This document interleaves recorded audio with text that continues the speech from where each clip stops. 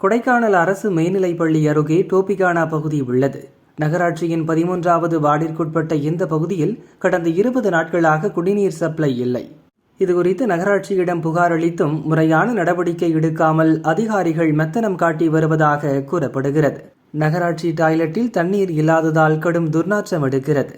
தொற்று நோய் பாதிப்புக்கு பலர் உள்ளாகினர். அப்படியே ஃபோன் பண்ணாலும் வரேங்கன்றாங்க, அதை வரமாட்டாங்க. இப்போ 2 தொட்டியுமே ஒழுகுது. 20 நாளைக்கு மேலே ஆயிடுச்சு. பாத்ரூம் தண்ணி இல்லை. எது சொன்னாலுமே சட்டை செய்ய மாட்டாங்க. குப்பை ஆடுறவங்க வந்தாங்களா, குப்பை ஆடவும் மாட்டாங்க. அதுக்கிட்ட நம்ம குப்பை எடுத்துட்டு போனா ரொம்ப சட்டம் பேசுறாங்க, அதுவும் பேசுறாங்க. எங்கனால போட நம்ம போராடுறதுல பாத்ரூம் போய் பார்த்தீங்கன்னா ரொம்ப மோசம்ல போகவே முடியும். 4 பேர் ட்ரீட்மெண்ட் எடுத்துக்கிட்டு தான் இருக்காங்க. இன்ஃபெக்ஷன் ஆகி ட்ரீட்மெண்ட் எடுத்துக்கிட்டு தான் இருக்காங்க. மாத்திரை குடிச்சுக்கிட்டே சின்ன பிள்ளைல வச்சிருக்காங்க.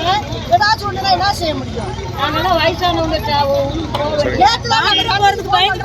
மாட்டேங்க சொல்றாங்க. தண்ணி அமுச்சு விட்டுட்டேன், நான் பெருமாமலையில இருக்கேன்னு சொல்றாங்க.